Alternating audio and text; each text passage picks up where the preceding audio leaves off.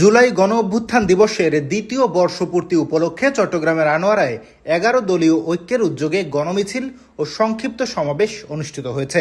বুধবার 5 আগস্ট বিকেলে টানেল মোড় চত্বর থেকে গণমিছিলটি শুরু হয়ে শশী কমিউনিটি সেন্টারের সামনে গিয়ে শেষ হয়। পরে সেখানে সংক্ষিপ্ত সমাবেশ অনুষ্ঠিত হয়। বাংলাদেশ জামাতে ইসলামী আনোয়ারা উপজেলা আমির মুক্তিযোদ্ধা মাস্টার আব্দুল গনির সভাপতিত্বে সমাবেশ সঞ্চালনা করেন উপজেলা সেক্রেটারি মোহাম্মদ আবুল হাসান খোকা।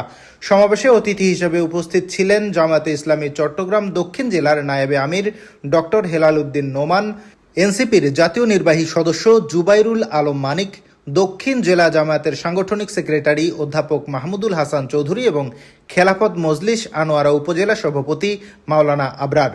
এছাড়া উপস্থিত ছিলেন উপজেলা নায়েবে আমির সিরাজুল ইসলাম খান, আনোয়ারা উপজেলা এনসিপির যুগ্ম সমন্বয়কারী মোহাম্মদ দেলোয়ার হোসেন, আলহাজ মোহাম্মদ জসিমউদ্দিন, ইসলামী ছাত্র শিবির আনোয়ারা উপজেলা সভাপতি সাইফুদ্দিন, নাসির উদ্দিন শাহ, মাওলানা মোহাম্মদ মাইনুদ্দিন, সাইয়েদ মোহাম্মদ আতিক জামালি, নজরুল করিম ও হাফেজ মোহাম্মদ হারুন প্রমুখ।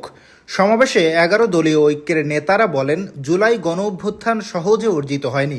ছাত্র জনতার আন্দোলনে শত শত মানুষের রক্ত ও হাজারো মানুষের পঙ্গুত্বের বিনিময়ে এই অর্জন এসেছে। তাদের অভিযোগ, বর্তমান সরকার জুলাই গণ অভ্যুত্থানের চেতনাকে কুক্ষিগত করেছে, গণভোটের রায় অস্বীকার করছে এবং জুলাই সনদ বাস্তবায়নে টালবাহানা করছে। নেতারা আরও বলেন, সরকার স্বৈরাচারী পথে হাঁটলে জনগণকে সঙ্গে নিয়ে তাদেরকেও প্রতিহত করা হবে। সমাবেশ শেষে টানেল মোড় থেকে আবারও গণমিছিল বের করা হয়। মিছিলটি শশী ক্লাবের সামনে গিয়ে শান্তিপূর্ণভাবে শেষ হয়।